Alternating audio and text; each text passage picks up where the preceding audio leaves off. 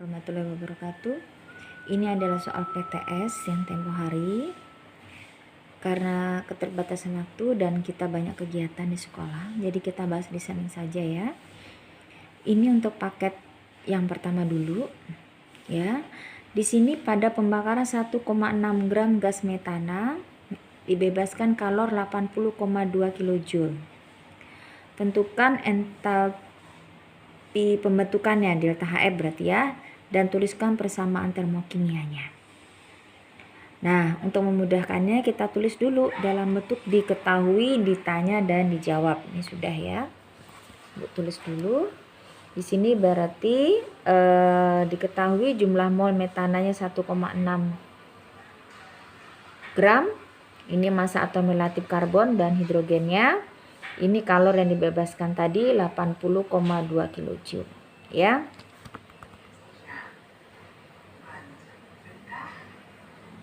Ditanya, salah nih Bu tulis ya.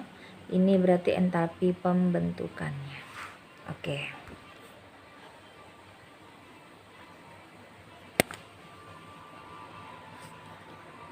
Ini delta HF ya.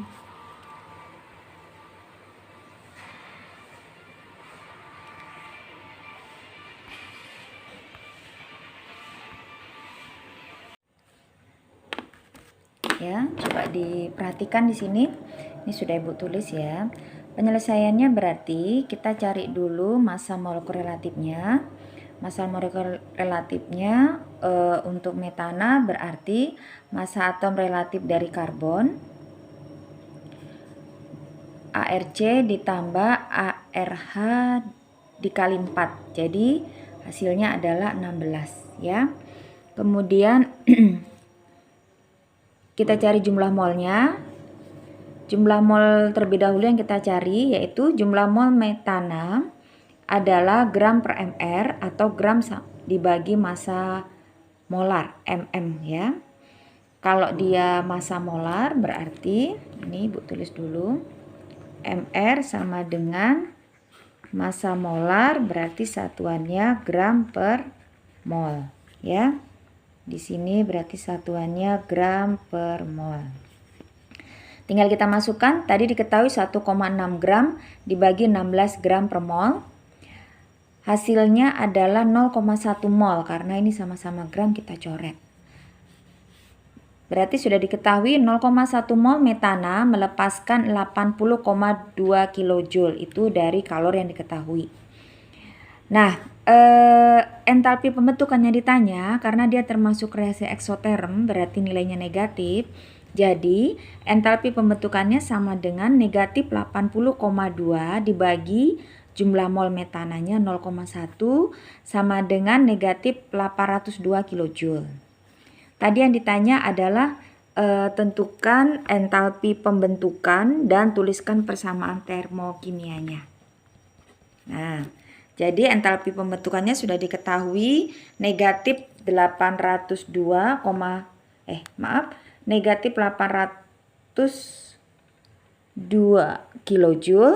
Persamaan reaksinya berarti diingetin ya, karena ini adalah pembentukan pada metana, berarti kalau pada hidrokarbon itu adalah reaksi pembakaran. Metana berwujud gas direaksikan dengan oksigen berwujud gas menjadi karbon dioksida berwujud gas dan air dengan entalpi pembentukannya lambangnya delta HF sama dengan negatif 802 kJ. Oke, itu selesai untuk nomor 1 ya. Ya, untuk soal nomor 2 diketahui ini ya, jika arang atau karbon dibakar dengan oksigen menjadi CO2 akan dilepaskan kalor sebesar 393,5 kJ per mol.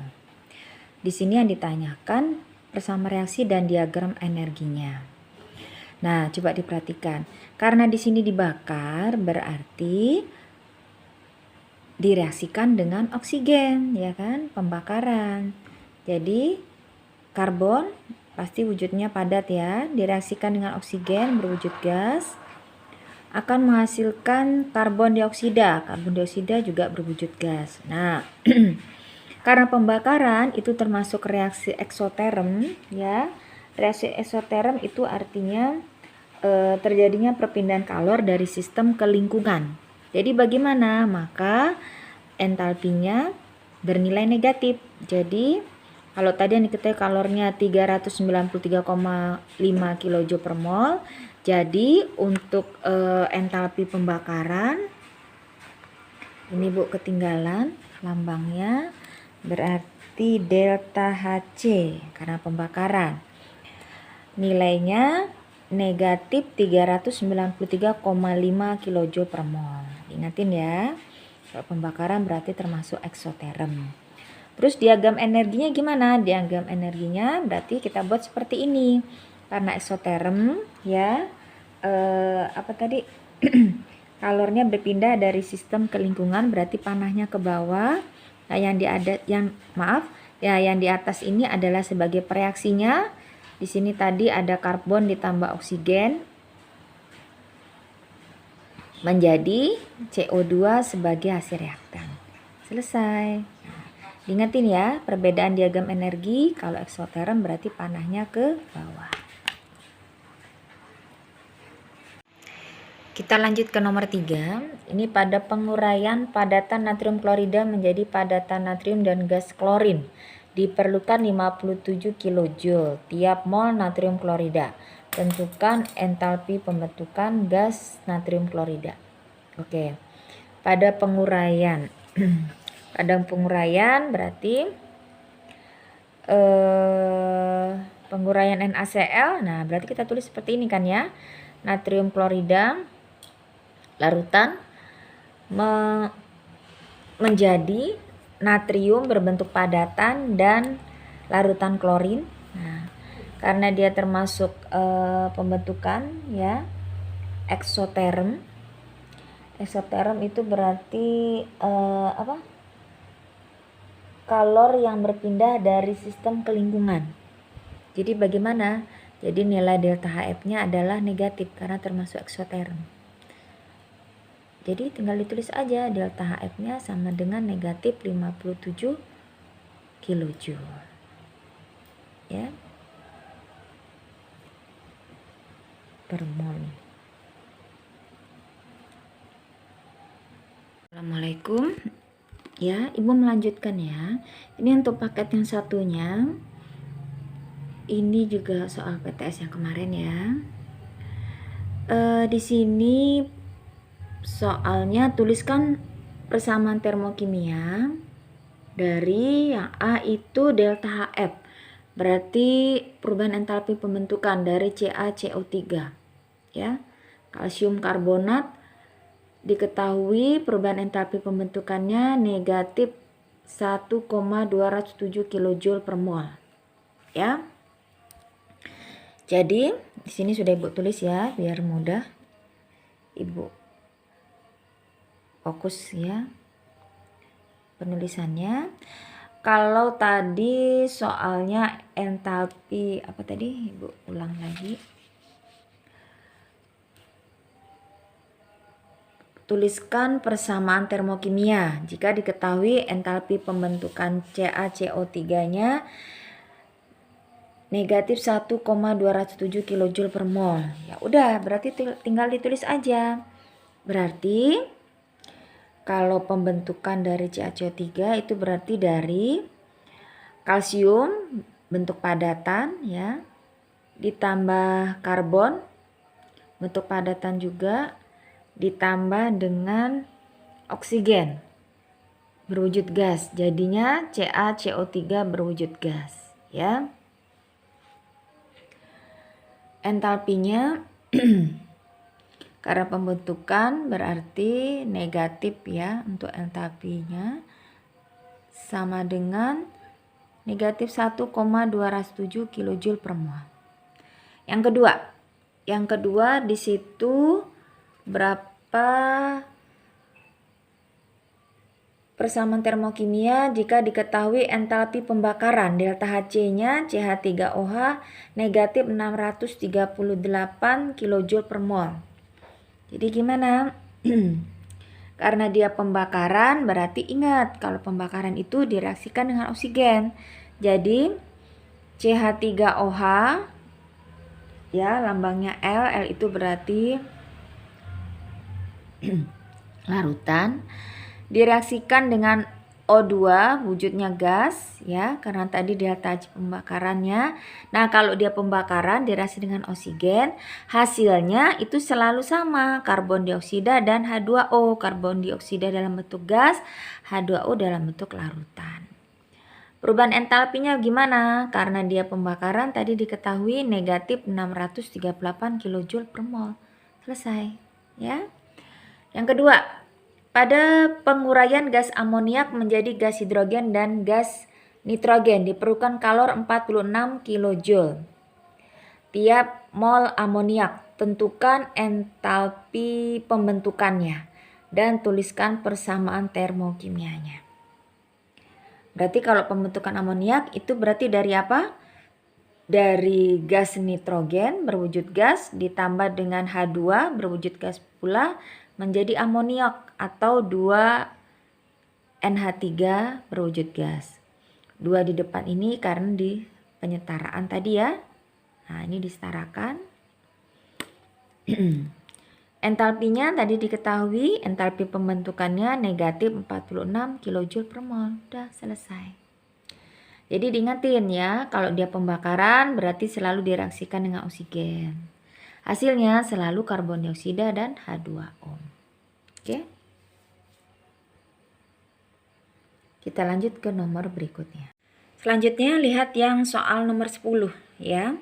Di dalam gelas kimia direaksikan amonium klorida padat dengan barium hidroksida padat sehingga dihasilkan barium klorida, air dan gas amoniak. Pada reaksi tersebut ternyata suhu sistem turun dari 25 derajat Celcius menjadi 12 derajat Celcius. A. Tunjukkan mana yang jadi sistem dan lingkungannya. Oke, kita bentuk dulu reaksinya. Ya, nomor 3. Ntar Ibu paskan dulu.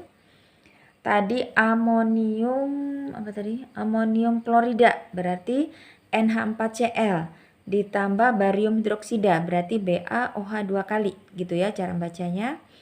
Menjadi barium klorida BaCl, air dan gas amoniak. Air berarti H2O, amoniak NH3. Oke.